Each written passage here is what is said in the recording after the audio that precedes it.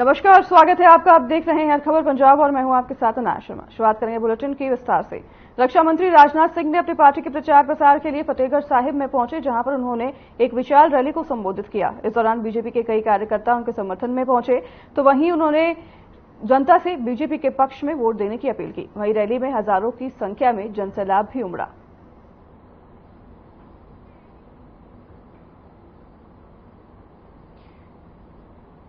रक्षा मंत्री राजनाथ सिंह फतेहाबाद में पहुंचे, जहां पर उन्होंने अपने पार्टी के लिए प्रचार प्रसार किया, तो वहीं लोगों से वोट देने की अपील की। अपने पार्टी की उपलब्धियां गिनवाते हुए नजर आए। विपक्ष पर भी जमकर उन्होंने निशाना साधा।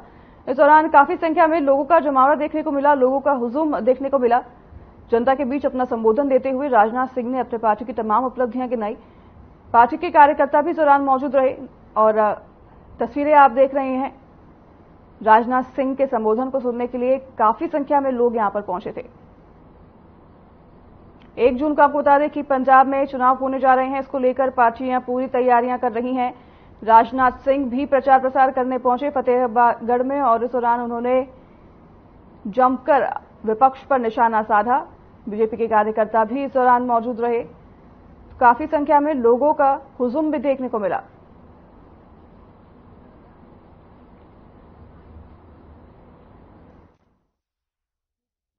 मेरे दोस्तों, बोलिए भारत माता की, बोले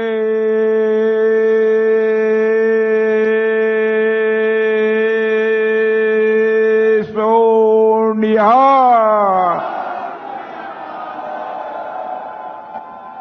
ऐसे बोला जाता है। बहनों भाइयों, मैं आप सबसे क्षमा चाहूंगा। क्यों आज के 10-15 दिन पहले आंध्र प्रदेश की एक सार्वजनिक सभा को संबोधित करने के बाद जब मैं मंच से नीचे उतर रहा था,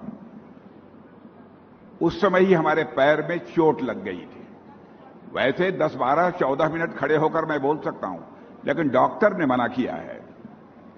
फुर्सत नहीं मिल पा रही है कि मैं इसका इलाज कर सकूं। डॉक्टर का कहना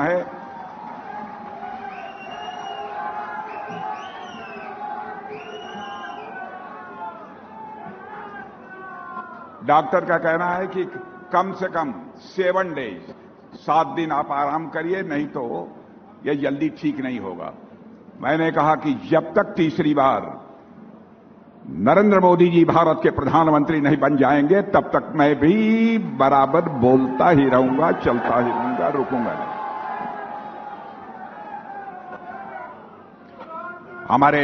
हमारे यहां भारतीय जनता पार्टी के कैंडिडेट श्री गैया राम जी, नरेंद्र सिंह जी रैना, हमारे national secretary Jagmohan Singh Raju ji, state general secretary in charge of Lok Sabha, Shri Pradeep Garg ji, convener Lok Sabha, Shri Vikramjit Singh Cheema, state wise president, engineer कंवरवीर Singh तोहरा, state secretary, Bhupendra Singh Cheema, district president Khanna, दीदार Singh Bhati, district president Fatehgarh Sahib, Raminder Singh Sangowal, district president Ludhiana, Inderpal Singh, district president Jagraon, अमन थापर, डिस्ट्रिक्ट प्रेसिडेंट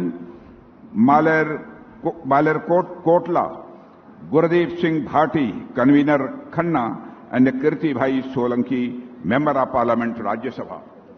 यहां मौजूद मेरे सम्मानित बहनों एवं भाइयों, आप लोगों ने बहुत ही गर्मजोशी के साथ स्वागत किया है, लेकिन आप जानते हैं भारत की परंपरा है और शिष्टाचार का तकाजा है। स्वागत, अभिनंदन, सलाम दुआ, सत श्री अकाल एक तरफा नहीं होना चाहिए।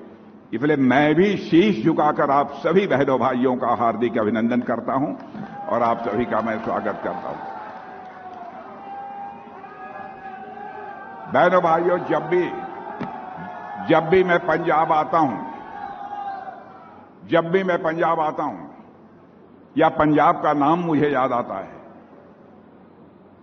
तो मुझे लगता है कि कोई हमसे पूछे कि पंजाब किसे कहते हैं, तो मैं इस नतीजे पर पहुंचता हूं कि जहां पर पराक्रम, बल, साहस, शौर्य और देशभक्ति का जिस धरती पर संगम होता है उसे ही हम पंजाब कहते हैं मेरे बहनों।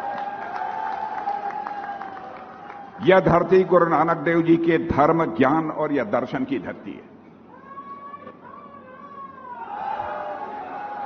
गुरु नानक देव जी को केवल भारत में ही लोग नहीं जानते मेरे बहनों भाइयों, गुरु नानक देव जी को सारी दुनिया में लोग अच्छी तरह जानते हैं। गुरु गोविंद सिंह से लेकर अमर शहीद सरदार भगत सिंह जैसे अनगणित सूरवीर इस पंजाब की धरती पर जो है पैदा हुए हैं। पंजाब को यदि मैं कहूं कि यह हमारे गुरुओं की धरती है, वीरों की धरती है, इसके साथ ही साथ मैं कहना चाहूंगा कि हमारी यह पंजाब, यह हमारे किसानों की भी धरती है मेरे बहनों भाइयों। गुरु नानक देव के आदेशों के अनुरूप ही हमारी सरकार ने बराबर देश की सेवा की है। हम बराबर इस बात का ध्यान रखते हैं कि हमारे गुरु नानक देव जी का आदेश क्या है। इसकी चिंता आजाद भारत के इतिहास में पहली बार किसी सरकार ने की है तो मोदी जी के नेतृत्व की हम लोगों की सरकार ने की है बहनों भाई।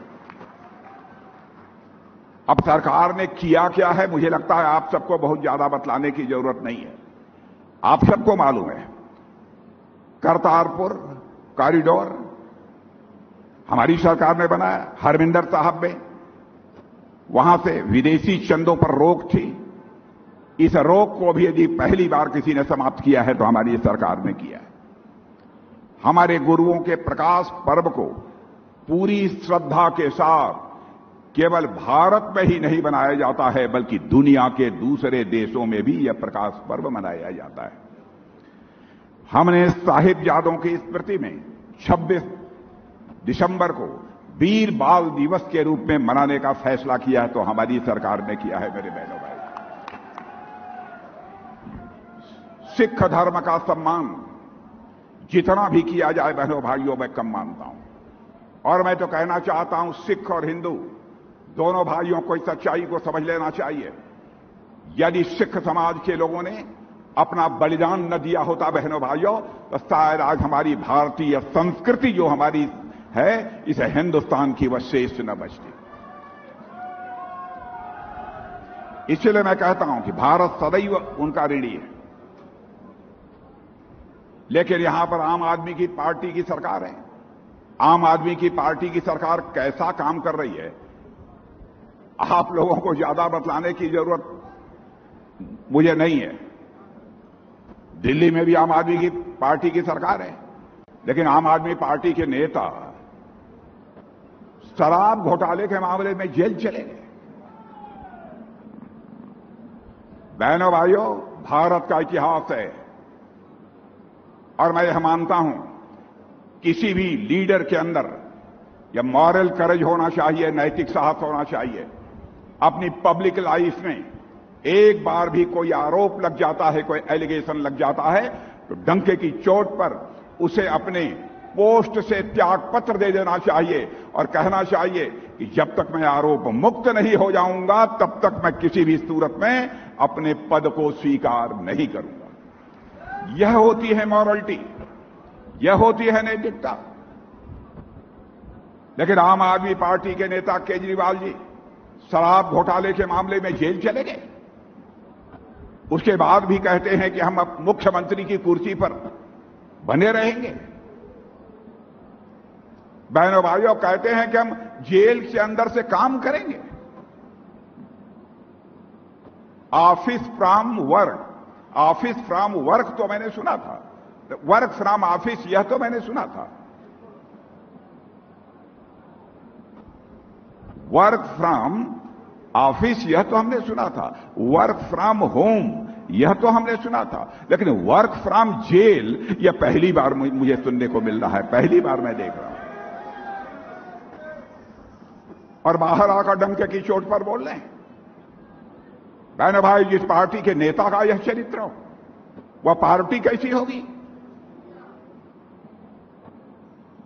इतना ही नहीं उन्होंने अन्ना हजारे के साथ जब आंदोलन चला रहे थे, उनके गुरु अन्ना हजारे ने कहा था, केजरीवाल इस बात का ध्यान रखना, इस आंदोलन को कामयाबी मिल गई है।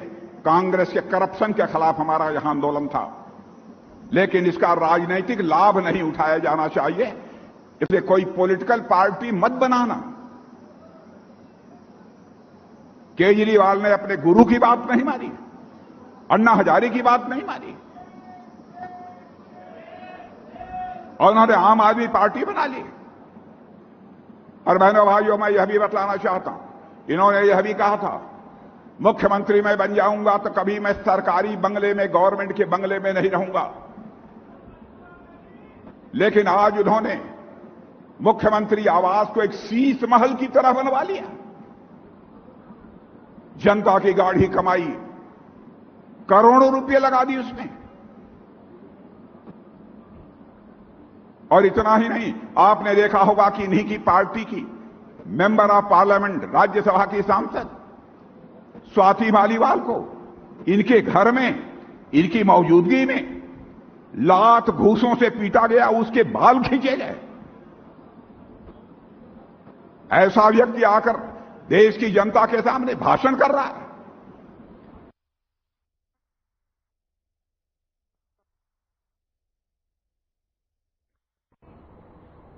तो अभी आप सुन रहे थे फतेहगढ़ साहिब से रक्षा मंत्री राजनाथ सिंह को। इसी के साथ आगे बढ़ेंगे खबरों में। फतेहगढ़ साहिब में न्याय संकल्प यात्रा को आयोजन किया गया और जिसमें प्रियंका गांधी ने शिरकत की। इस दौरान उन्होंने क्या कुछ कहा, आपको सुनाते हैं।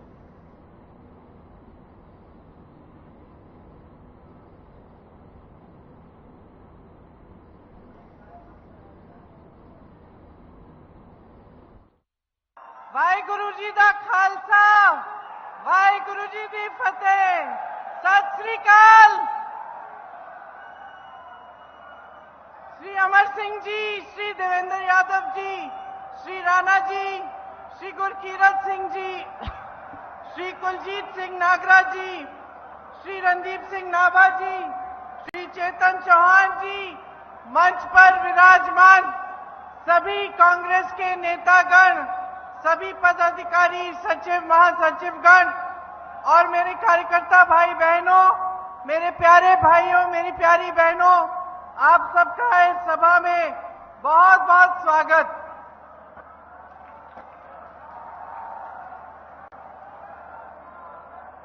ये आज मैं गुरु नानक देव जी की धरती पे खड़ी हूं, गुरु गोविंद सिंह जी की धरती पे खड़ी हूं। गुरुओं की धरती है, पवित्र धरती है मेरे लिए, शहीदों की धरती भी है और मैं शहीद की बेटी हूं, शहीद की पोती भी हूं। यहां खड़े होकर आपको संबोधित करते हुए मुझे बहुत गर्व है, इस धरती पर, हमारे अपने देश पर और आप सब पर, जो इतने महान गुरुओं, संतों और इतने महान शहीदों के बेटे बेटियां हैं। देखिए,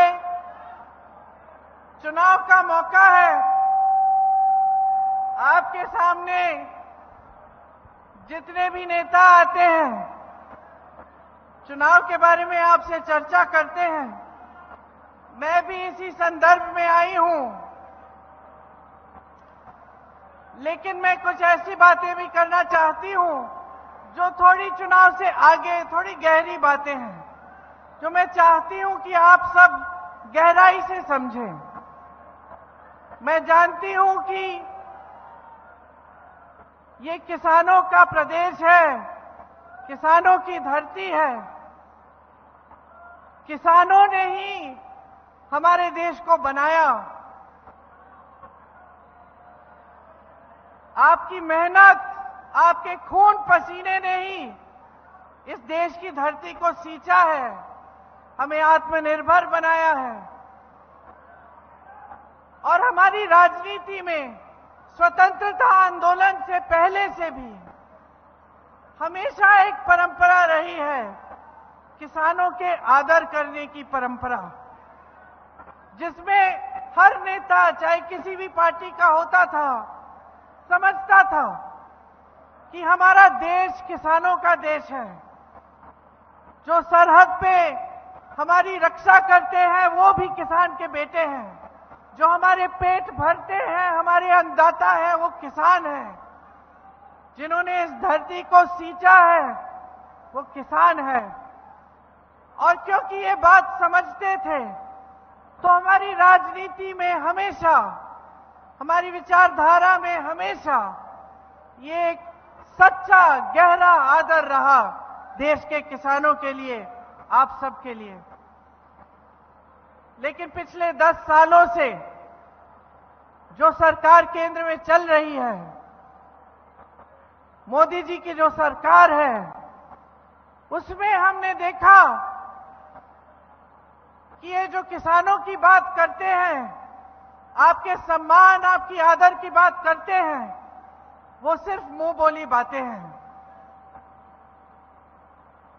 अंदर से, गहराई से आपके प्रति ना आदर है, ना सम्मान है, ना आपके लिए नीतियां बन रही हैं। 10 सालों से आप देख रहे हैं कि खेती और किसानी से कमाना मुश्किल हो गया है। कोई सुविधा नहीं मिलती सरकार से। पेट्रोल डीजल महंगा हो गया है। जीएसटी से सारी जो जितनी भी खेती की चीजें हैं, सब जीएसटी से लदी हुई हैं, महंगी हो गई हैं। खाद भी समय पे नहीं मिलता। एमएसपी इन्होंने बोला था कि देंगे, एमएसपी भी नहीं मिलता। इस बीच ये कुछ सालों पहले जब 3 कानून लाए, जिनको आप काले कानून कहते हैं, तो आपने आंदोलन किया। पूरे देश ने देखा कि देश का किसान एकजुट होकर दिल्ली तक आया है। आप दिल्ली में बैठे रहे, सर्दी झेली, सरकार ने बिजली काटी, पानी काटा,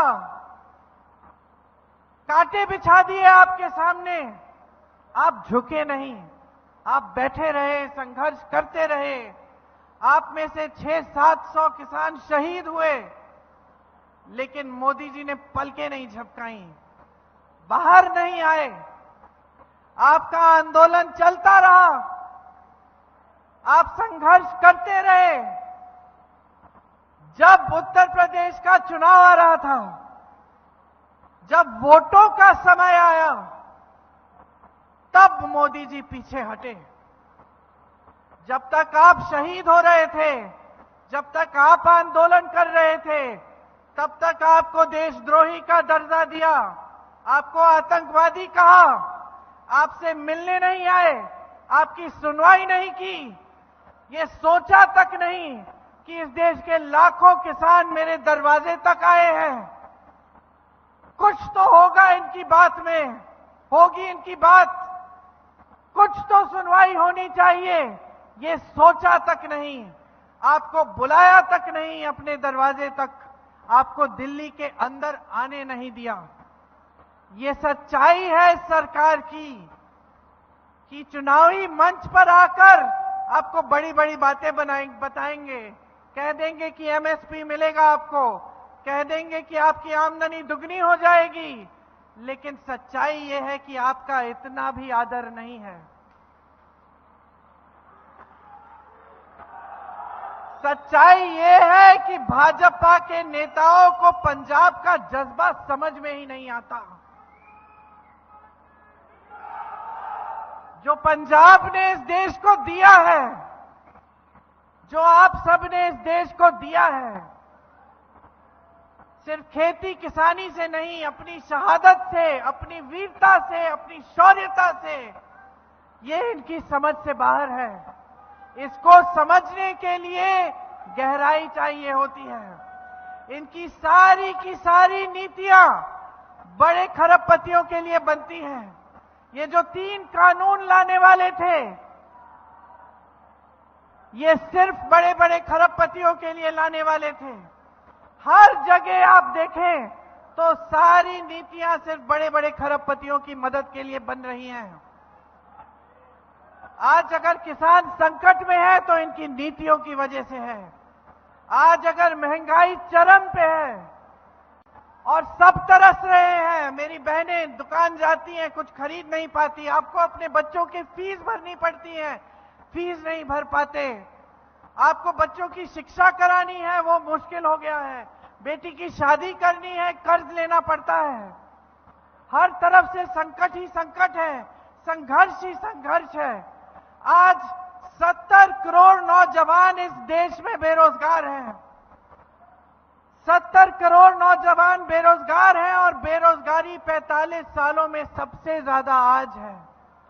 मोदी जी के राज में 30 लाख सरकारी पद खाली पड़े हैं, लेकिन इनको जब देखें तो बड़े बड़े मंचों पे दिखते हैं, बड़ी बड़ी बातें कहते हैं कि अर्थव्यवस्था बहुत मजबूत हो रही है, बहुत तेजी से आगे बढ़ रही है।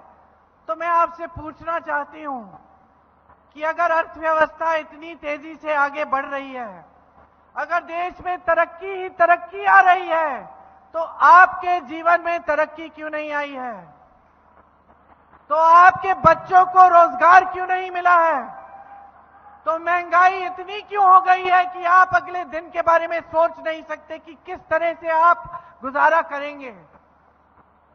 अगर देश इतनी तरक्की कर रहा है तो यहां पे मैनचेस्टर जैसी जो स्टील की मैन्युफैक्चरिंग होती थी वो ठप क्यों हो रही है? यहां जो चारा बनता था वो आज थम क्यों गया है? यहां की जितनी भी इंडस्ट्री है वो आज झुक क्यों रही है? जीएसटी थोप थोप कर उसको कमजोर क्यों किया जा रहा है? आज का मिडिल क्लास क्या कर रहा है, क्या कर पा रहा है? एक स्कीम नहीं है मिडिल क्लास के लिए, एक स्कीम नहीं है आपकी मदद के लिए, आपके लिए राहत के लिए। आप सब संघर्ष कर रहे हैं। टीवी पे आपको दिखता है कि बहुत तरक्की हो रही है, लेकिन आपके जीवन में तरक्की नहीं दिख रही है।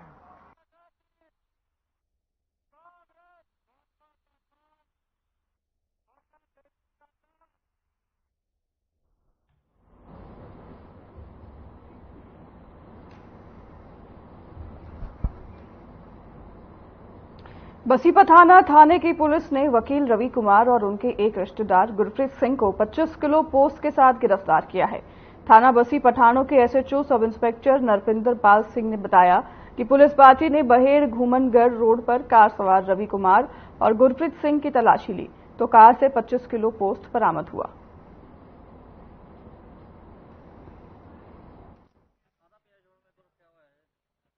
Sari police party ASI Satnam Singh, ASI Shamsher Singh ਅਤੇ ਸਾਡੀ ਸਰਕਾਰੀ ਗੱਡੀ ਜਿਹਦਾ ਡਰਾਈਵਰ ਏਐਸਆਈ ਰਵਿੰਦਰ ਸਿੰਘ ਸੀਗਾ, ਉਹ ਮਤਲਬ ਵੋਟਾਂ ਦੇ ਰਿਗਾਰਡਿੰਗ ਗਸ਼ਤ ਕਰ ਰਹੇ ਸੀਗੇ ਬੈਡ ਐਲੀਮੈਂਟਸ ਲਈ। ਅਤੇ ਡੂਰਿੰਗ ਜਦੋਂ ਗਸ਼ਤ ਕਰ ਰਹੇ ਸੀਗਾ, ਇੱਕ ਸਵਿਫਟ ਗੱਡੀ ਜਿਹੜੀ ਬਹੇੜ ਪਿੰਡ ਦੇ ਕੋਲ ਚੀਮਿਆਂ ਦੇ ਡੇਰੇ ਕੋਲੋਂ ਇੱਕਦਮ ਪਿੱਛੇ ਨੂੰ ਮੁੜ ਲੱਗੀ ਪੁਲਿਸ ਦੀ ਗੱਡੀ ਦੇਖੇ ਤਾਂ ਉਹਨਾਂ ਨੇ ਸ਼ੱਕ ਦੀ ਬਣਾ ਤੇ ਉਹਨੂੰ ਕਾਬੂ ਕੀਤਾ ਅਤੇ ਕਾਬੂ ਕਰਕੇ ਜਿਹੜੇ ਦੋ ਉਹਦੇ ਵਿੱਚੋਂ ਵਿਅਕਤੀ ਸੀਗੇ ਉਹਨਾਂ ਦਾ ਨਾਮ ਵਗੈਰਾ ਪੁੱਛਗਿੱਛ ਕੀਤੀ।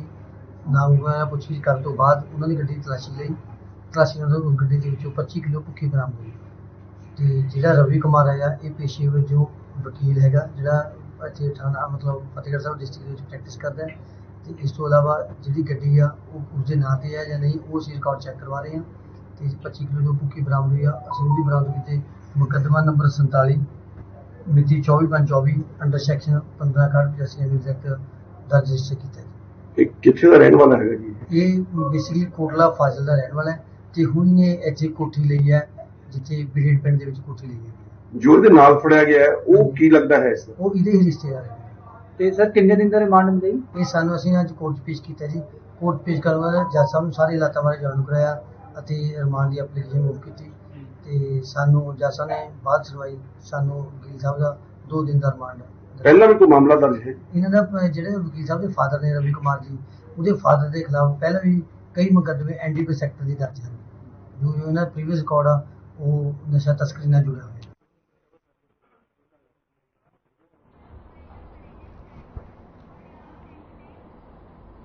तो फिलहाल इस बुलेटिन में हमारे साथ बस इतना ही। नमस्कार।